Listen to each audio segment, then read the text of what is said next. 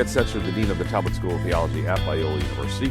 And again, for your purposes, this and every Saturday, I get the privilege of being your host. And I really love it. I hope you can tell that I love it and really enjoy having our guests on as well. So today's guest is going to be talking about the issue of manhood, which is an interesting conversation because it's sort of a, I don't know how to describe this. There's a lot of questions about what manhood is and why it matters.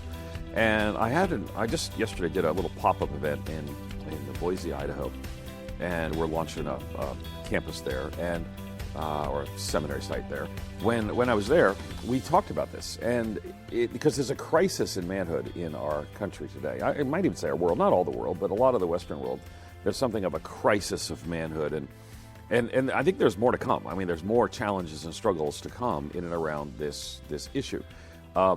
And I think we see this expressed in the lives of a lot of young men today who are often, the term I used yesterday is they're unmoored. You know, a ship is moored to the harbor, and young men are unmoored because in some ways they have real questions about their future, particularly non-college educated young men. And I'm of the view it's only going to get worse. And part of the reason is I think it's only going to get worse, and this is the example I shared yesterday. Part of the reason is, Elon Musk. And let me explain, because a lot of young men, I think, look up to Elon Musk. He's brilliant, and I mean, he's got all kinds of personal things that are not where we would be honoring the Lord. But the point is, I mean, brilliant engineer, creator, but he's working on something every single day with all of his energy that will be one of the biggest disruptions to young men in a generation. And that is the self-driving car. Really, I mean the self-driving truck. Because 3 million truckers in our country, it's the number one job for non-college educated young men. And there are 3 million truckers in our country, overwhelmingly men, mostly, not all, but a lot of young men, who, when that's perfected, which could be, you could get an announcement tomorrow, you're going to see vast unemployment, and with the rise of automation and robotics. I mean, if you had heard me talk about this like 10 years ago, robotics are going to change everything. And I think we're all kind of realize that right now, people coming to the job market, AI is impacting this, and a lot of young men are being impacted. So when young men are unmoored, the world's not working for them. Now, don't misunderstand. I'm the father of 3 daughters. So I know it's hard to be a young woman in this day and age and a voice for my daughters and other women. But young men, there's a crisis in young men, and some of them are turning to Jesus Christ. So I actually wrote an article in USA Today last week and got some brand new data. And my producer Karen's put this in the show notes over at edstetzerlive.com. And if you click on it, I actually have brand new data just released that shows from the Barna Group. It's in the bottom of the first paragraph, and it shows this shift. And now young men are turning back to church. Now, don't. It's not time to call this is not a revival by any stretch of imagination.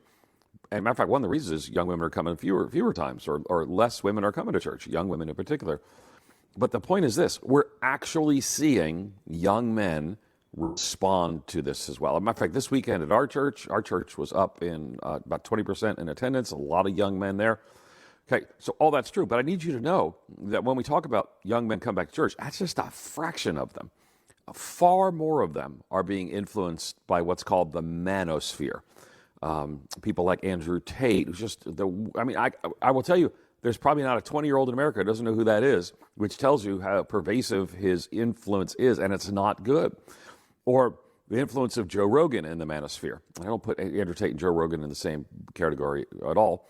Or for that matter, Jordan Peterson's influence. And I don't put they're not the same, he's not in the same category as Rogan and Tate. But the point is what I want is godly young men being mentored by older men in your church. I don't want them to be discipled by their Joe Rogan podcast. I want them to be changed by the power of the gospel. I want them to be the man that they are meant to be.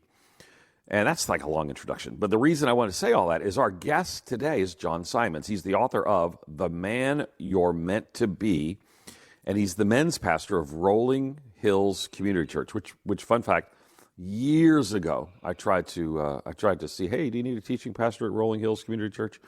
When I was in Nashville. He received his PhD from Southern Seminary in ethics and public policy.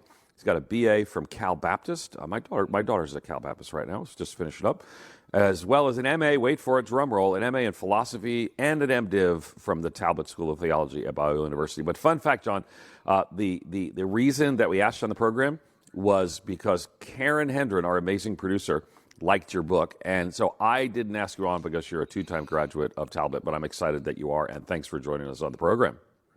Absolutely. Thanks for having me on, Ed. Really appreciate it.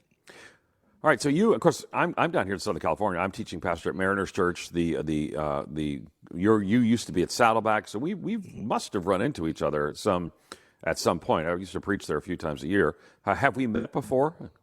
I think we met maybe during in Rick's absence after his son had passed away, and I think you had filled in a number of times. And I think we ran into each other once or twice a while ago.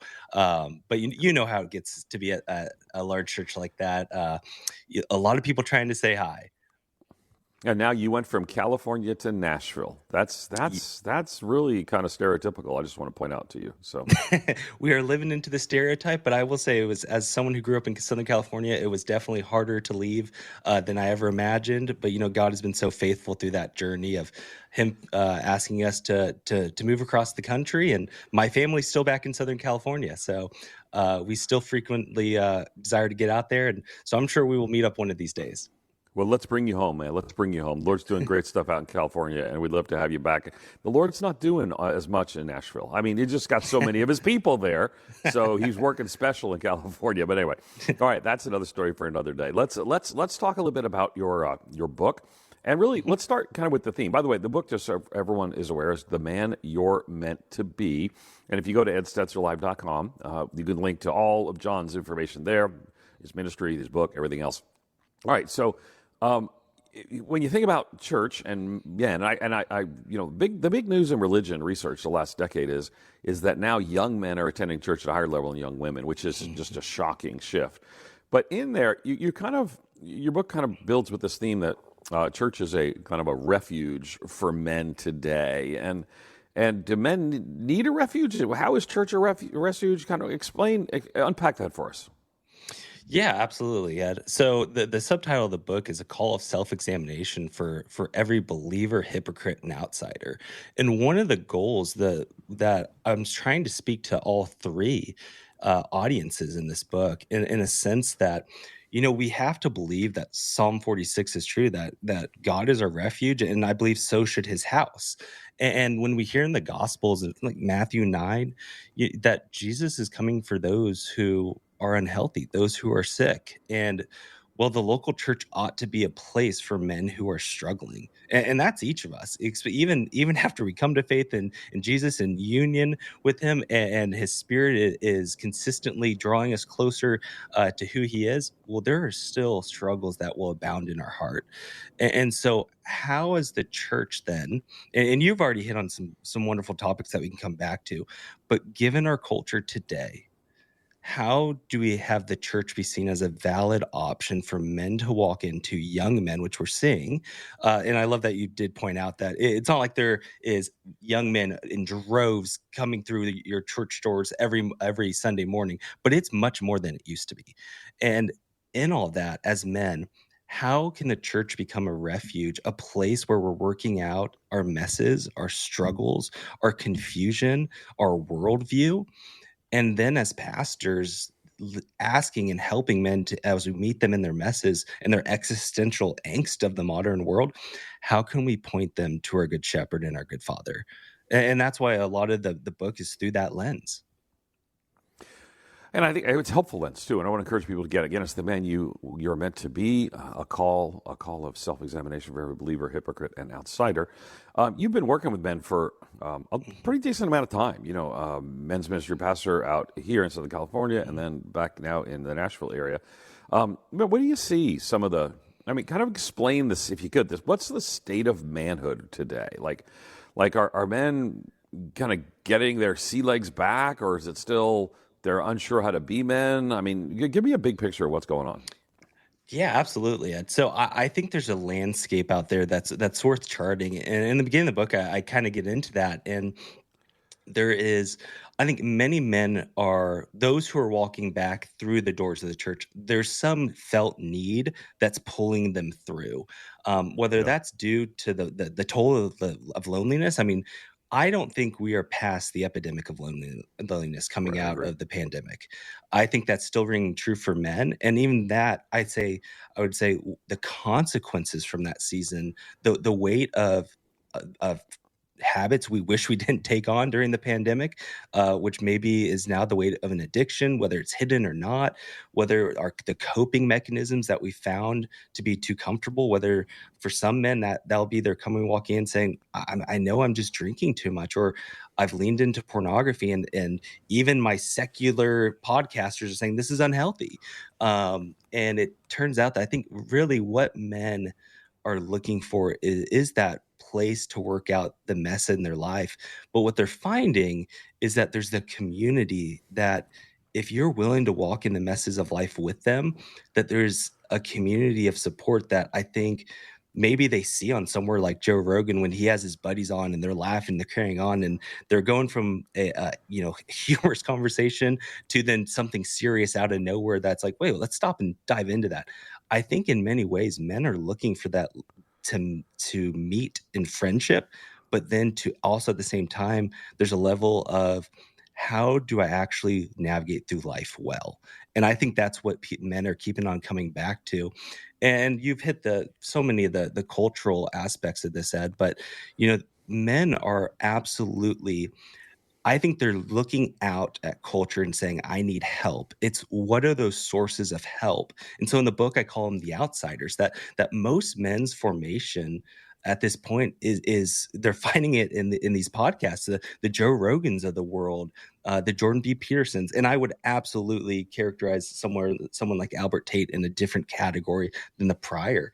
But many men are listening to Joe Rogan, Jordan B. Peterson, some Navy SEALs, Jocko, and David Goggins, and many of these men are touching on a life full of virtue. The problem is it's detached from its divine origin of how our manhood ought to be absolutely in line with what it means to conform to the image of Jesus. And so when there's a divorce or separation between its divine origin, what my biggest concern and what we're seeing is that it eventually this gospel of self-improvement or of even self-mastery in some ways, well, it will lead to an idol of the self. And that's what we're seeing. And so the problem is even in that state, you're still lonely. And so we get these men walking through the doors who, quite frankly, they know they're in need of relationship and friendship. And along with that, how as the church do we equip them to say and appoint them to the ways of Jesus by being in union with him? Yeah, and I think so many questions that I have, and I know our audience will have as well. For example, we've seen some churches say we're going to be the man church, and man, we just seen it spiral out of control and blow itself up and more. And yet, how do we challenge men to more? Well, we're going to talk about that. Your calls, 877-548-3675. Talking to John Simons, the man you're meant to be. Again, our number, 877-548-3675.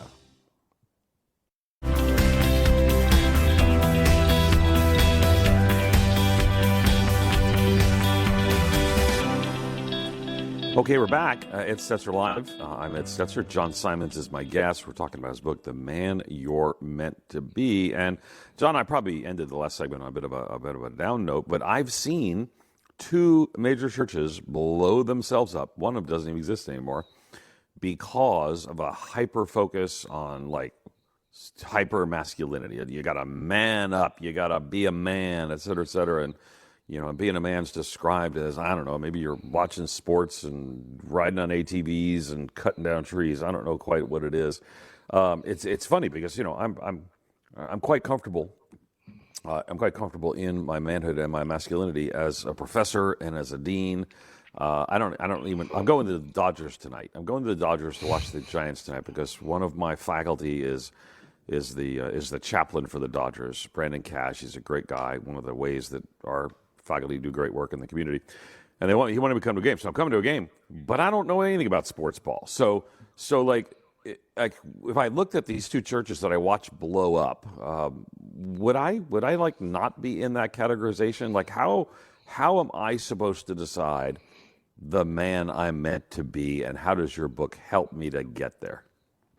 Yeah, Ed, and that's no, I actually do not think that's a downer point of what you said. I think the temptation that within, I mean, I grew up in understanding early 2000s, evangelical culture, and men's ministry is kind of what you just described, that it's about these aspects of these activities in some ways. And here's even the fear that I would say, even when we think we're doing men's discipleship right, we tend to believe, well, if we just get them to understand the context of Ephesians 5 of what it means to lead and love and serve in marriage like Christ loves the church, oh, well, we'll figure it out.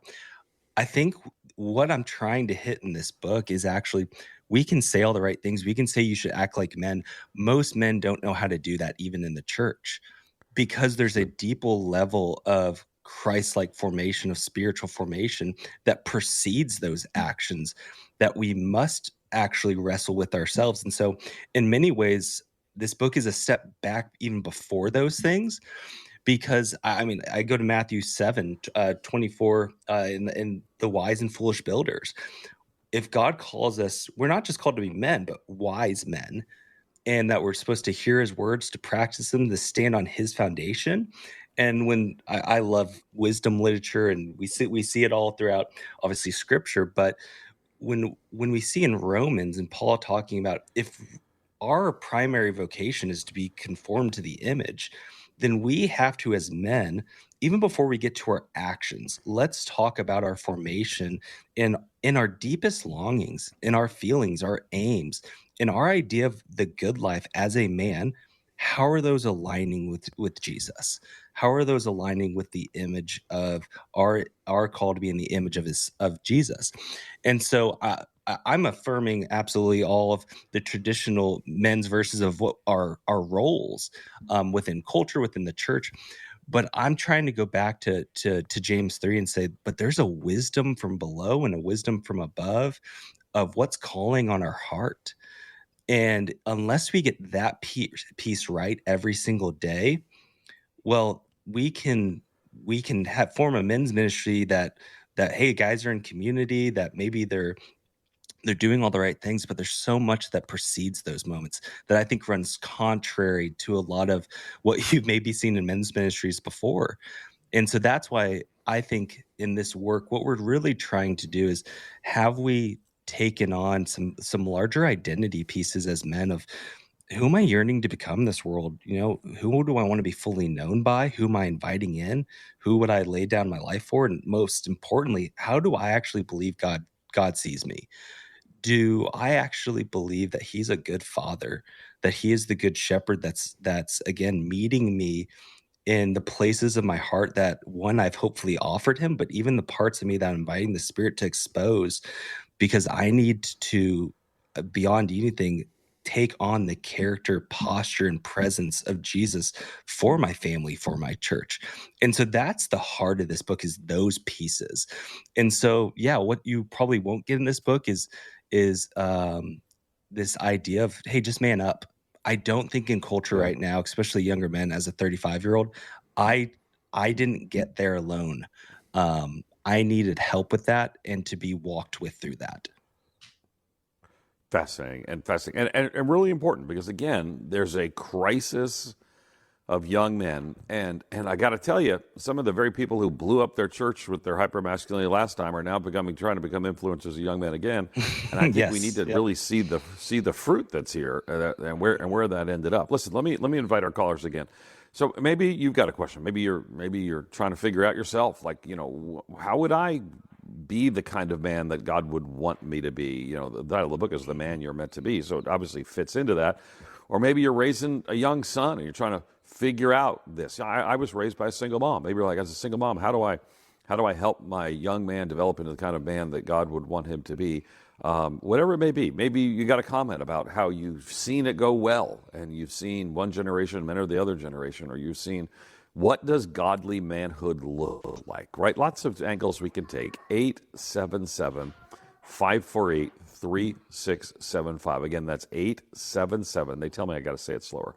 877 548 3675. We'd love to hear your thoughts on manhood and how we're to address it well and what it looks like to live that, well, that kind of life that God intends for us to live. Let's talk a little bit about Gen Z. That's not going to be our only topic today, because I don't think either of us are Gen Z. Aren't you does that make you a millennial at your age? Yeah, I'd be on the younger side of the millennials. Yeah, that's 35. I've just turned 35 last week. Ah, I remember those days. I have shoes that are 35 now. But anyway, so again, happy birthday. Well, I was September 2nd, but happy birthday to you. So what day was your birthday? September 8th. Thanks, Ed. September 8th. September 8th is Yes. the birthday of Star Trek Day. September 8th, 1968. The first episode of Star Trek was birthed. But anyway, that's another story for another day. And by the way, even fascinating kind of portrayals of manhood there as well. But anyway, so talk to us a little bit about Gen Z, the generation below you and several generations below me. Man, what's going on with their understanding of manhood and what are the needs they have? Yeah, and here's the thing. I think you had a lot of great content on the prior episode, and I think all of that was so true. In that, I think Gen Z is almost I could say almost a healthy level of skepticism to being told what to do. I think that there's an inherent questioning and skepticism that maybe I share as more of a skeptic in most things myself. There's moments where I'm like, man, the Lord has done a really great work that I'm a pastor and shepherding a flock, and as just someone who is more skeptical of just how does this all work in our world? And I think Gen Z is coming with their worldview questions, whether they really know it or not. That's what they're coming in with, and they're passionate about seeking the truth. But on the other hand, I think they're also the social media generation that they see through things so quickly because they recognize the emptiness of somewhat of social media as well. So they're both the social media generation who wants attention from social media, but on the other hand, they know how empty it can be when you're sitting there just waiting for likes, and that's your sense of worth. And then they are maybe showing up in our churches, and their authenticity and vulnerability means the world to them because that's what they are looking for, and maybe they haven't recognized from social media. And that's, again, it draws back to, I think, younger men. We have quite a few younger men in their 20s and young 30s. I recognize kind of share a lot of the similarities. They're looking to be able to sit with someone, another friend, who they don't have to put on this mask of I've got my entire life together. And I think that's where some of this, the younger side of what's going on in men's discipleship, is so helpful, even course correcting some of the things we see in the greater Western church. What Gen Z is asking for is meet us where we're at, but likewise bring who you really are too. And share your vulnerabilities, share that your life is not perfect. My life is not perfect as a dad to a 6 and a 4-year-old that, I have coaches and mentors of like, how do I parent this week? How do I parent through this? And likewise in my own faith of having mentors who are willing to speak in. And that's what I think a lot of these Gen Z are looking for, is people who are willing to show that they're investing in them, that they're willing to say, whatever you say, I'm not going to turn away. And in some ways that was my story. When my dad had moved out when I was in high school, it was my youth pastor who actually saw that, man, I don't think John's in a good place. And I was roughly going to church. Sometimes I actually grew up at Saddleback Church, but we were more of the kind of the nominal family that went on Easter and Christmas, and sometimes sprinkled in between if sports schedule allowed it. And I think some of those core longings, though, from me growing up, is not so different than what we're seeing in Gen Z. They're wanting someone to sit there and say, "You matter. I value you, and I'm willing to work through whatever's going on in your life," and ask those really tough questions about themselves, but also God. And I think that's a special place that we're kind of in, Ed. Yeah, so good, so good. Listen, I need some of you men not to be scared to call in. I want to encourage you. I'd like to hear some of your thoughts as well. Like, what are you doing? If you're a pastor, if you're a church leader, if you're a parent, what are you doing to raise up and to train and to help men thrive and flourish? We'd love to hear from you. Our phone number here is 877-548-3675. Again, that's 877-548-3675. Because I'm really of the view that there's a crisis of young men in our country. And it's also, too, I don't even think it's just young men. I mean, I think about, like when I go to my small group, it's often the men in a small group over years, not necessarily my small group right now, over years that are hardest to connect, trying to figure out this journey, et cetera, et cetera. Would love to hear from you, your thoughts. 877-548-3675. This is Ed Stetzer Live. We're talking to John Simons about his book, The Man You're Meant to Be. 877-548-3675.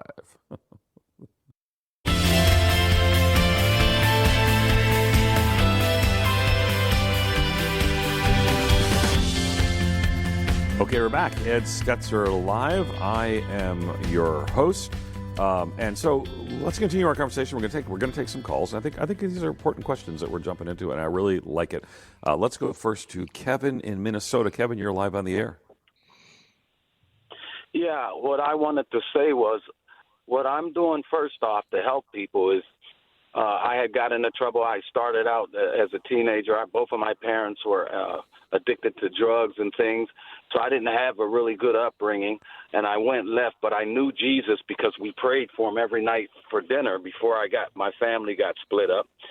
And then fast forward, I was a 6-time felon, went to prison twice. When I got out, the second time I had went to prison actually is when the Lord got a hold of my heart. And so when I got out, I knew I wasn't going to be doing any of the crazy stuff anymore. The Lord changed me completely, and I knew I was going to work for him. So what I did was I didn't accept any money, any grants, anything like that. I started a Bible study at our a guy heard me. He was a pastor, and he heard that I was talking to people about Jesus a lot. So when the Lord put it on my heart to get a church, he was the first person I called, and lo and behold, he had 2 churches I didn't even know about. But anyways, I've been teaching there now for five years. I do Bible studies every Saturday there. And then I also go into the jails, and I teach Bible study in jail, back in the jails now. But my point was, when you were talking about how do we get to the youth, we have to be more real about what's happening in our lives as pastors and preachers and teachers of the living Word of God. And secondly, we have to teach the living Word of God verbatim. Right now, we got a lot of feel-good messages going on, and the children, and they're bringing the world into the church instead of the church going into the world.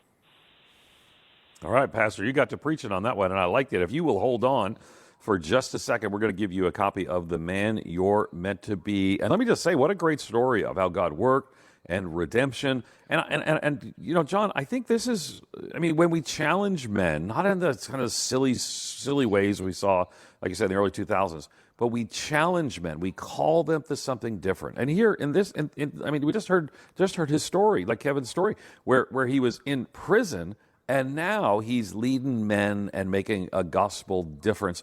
So talk to us a little bit about, do men need to be challenged? Do they rise up to the challenge? Do we challenge them in right ways? Help us think about some of those things. Yeah, and let me just first say, brother, I'm so encouraged by your story. And that you walking through what you have is one of the reasons you're stepping in to care for men in this way, and why you see it to be such value. And I think we need more stories like that. And, I talk about in the book that, I started looking at porn at 11 years old, and I felt so much shame in not being able to know how to drop that as a coping mechanism through my, even into my young adult years when I was at Cal Baptist, and I felt like such a hypocrite that, I was hiding this addiction. And obviously that addiction doesn't send you to prison. But so many men are walking through stories of what you just suggested of, like, for your case, you did, there was a time where you're incarcerated, but that time when you're incarcerated, you were met face to face with your consequences. And I felt that weight in a different way. And so I think men are wanting to be challenged in just everything you said in a way that is actual real life matters, that I think men hold on to the feelings of shame, of toxic shame, of embarrassment. And I think that's one of the reasons why we tend to just stuff things down. And then when we get in a circle around other men, realize, oh man, you're going through that too. You've struggled with that. And that's one of the things that, for me, it's the importance of a recovery group where you can be so brutally honest, rigorous honesty with yourself and with God, that sort of challenge is what I think men need. And it's what actually, even though I like to say I white knuckled myself into some sobriety with pornography, that really wasn't what my heart needed. My heart needed to realize that I could come to my good Father, and that in my anxieties, in the reasons I was acting out, that he's meeting me there. And I think for men, that is going back to Ed, your question, no matter what a man is struggling with, I think that is why he wants to be challenged today, is he doesn't want this feel good message. He probably doesn't already feel good. So why give him this overly encouraging message? Instead, let's give him the real hope of Jesus. Absolutely.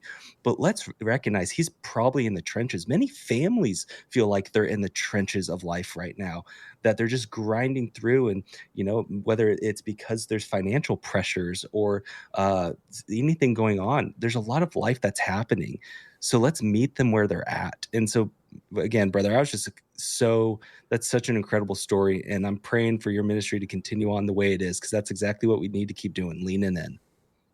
Love it. Kevin, stay on the line too, because my producer Karen is going to come on and give you a copy of the book. And let's go to Kirk in Southeast Florida. Kirk, you're live in the air. Go right ahead.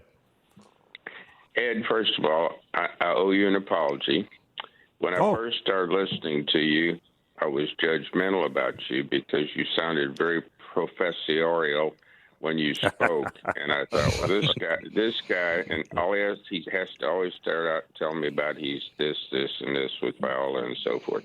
But the more I listen to you, the more I realize that's just who you are. And first of all, I have no right to be judgmental about anything. And I've come to love your program. I find it because you're on right after Dr. Rydelnik. And Dr. Rydelnik, he's amazing. Yeah. You know who's better than Dr. Rydelnik? Who? Eva Rydelnik. That's fair. That's exactly right. That's right. All right, Kirk. Well, let's get right to your call, because we want to keep it moving. Go right ahead. What's your comment? All right. I have two comments. One is that you all talked about some of the negative people young men are following. I think you need to talk briefly about the impact Charlie Kirk made in young men of that age group. I guess that's the Gen Zs over the 13 years of his ministry. And the other thing is that the impact that and I'm part of a baby boomer. So in the last 50 years of men in America, Mama went to church, Grandma went to church, Dad didn't go to church, and Grandpa didn't go to church. So men kind of got like, well, that's a woman thing. And I'm so excited about the return of young men into church. And yes, we need mentoring, we need fellowship, we need people to walk alongside of them. So I'm excited to hear about what your guest has to say about those two factors. Good. But tell me first, Kirk, what do you think about Charlie? Your name's Kirk too. What do you think about Charlie Kirk's influence on young men? I think it was a God thing. I think it's astronomical when you see the numbers of young men that have, and the number of clubs that have been started not only in colleges but in high schools, and the number of men that show up at his rallies and so forth. And there just seems to be an astronomically large proportion of men versus women, even though they're both there. Yeah, okay, good. Thanks for your call, Kirk. Remember, stay on the line so we can, my producer, Karen, will come on and give you a copy of The Man You're Meant to Be.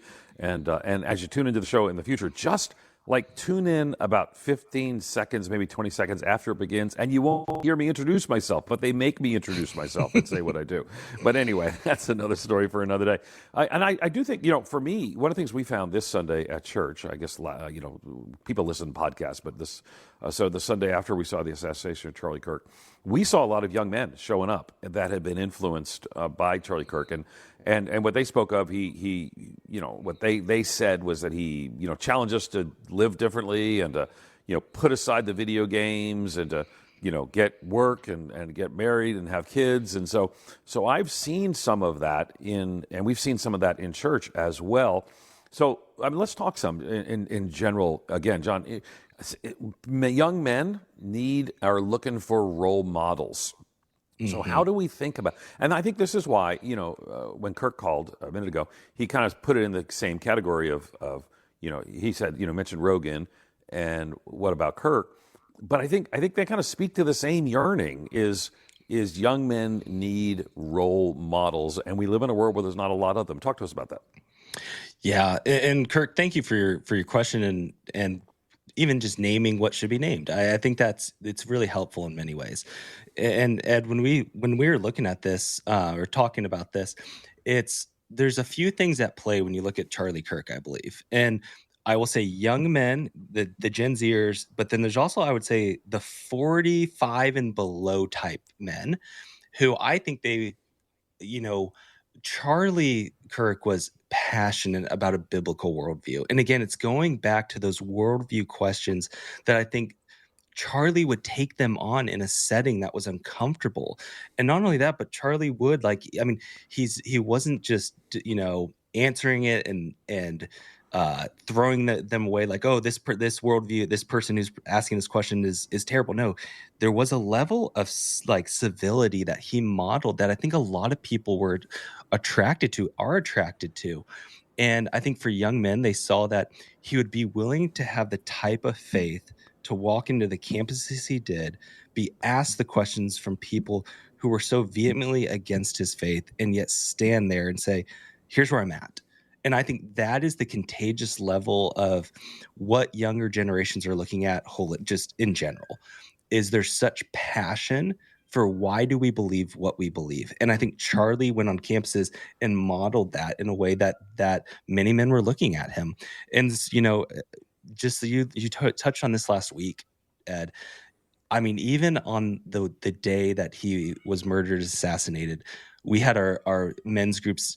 We have them throughout the week, but that Wednesday night, and men they came in and were shaken to the core. And there's some men some of them who I know, they were followers of Charlie Kirk, and every bit of this, was almost felt like a personal attack. And then there's other men who did not know of Charlie as well, and yet they were shaken too. And what was interesting in this was, it's kind of this idea that when you see someone who's so passionate proclaiming a biblical truth, and yet this is what happens, I think there was that moment of like, is this really where we're at as a culture? Is this what civility has come to? Or the lack of civility? And where's the common good? Where is that, the understanding that I think even as parents, my kids are younger, but some of these men who are older, there was a few guys who did not even know of Charlie that were shaken by it because they are thinking, my son or daughter is going off to college and I want them to boldly proclaim their faith and be a witness for him. But this terrifies me. Is this what it's really going to be like? And obviously this was an extremist case, but the level of feeling attacked for your faith, is this what we've become? And I think that level of sadness and fear is on top of, the men who absolutely, were passionate with Charlie about everything he was. But there's even a greater sense, I think, that's kind of why it's hit people even further. Well, I think for us, I think a lot of people underestimated his influence, and I recognize that there are people of strong opinions in different directions, different sides on this issue. But at the end of the day, one of the things you have to acknowledge is that showing up at church this weekend again will be young men who are unsure about their future, unsure about the place that they have for their own lives, what manhood is, and it's a great opportunity for us to point them to Jesus. We're going to continue our conversation in just a moment with John Simons. The book is The Man You're Meant to Be.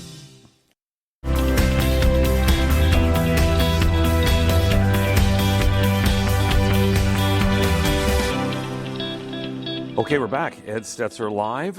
We've just got a few minutes, so we're going to get right to the calls. We got time for a couple of calls, so you can call in still, 877-548-3675. We're talking about, well, manhood. We're talking about a new book called The Man You're Meant to Be. The full subtitle of that's The Man You're Meant to Be.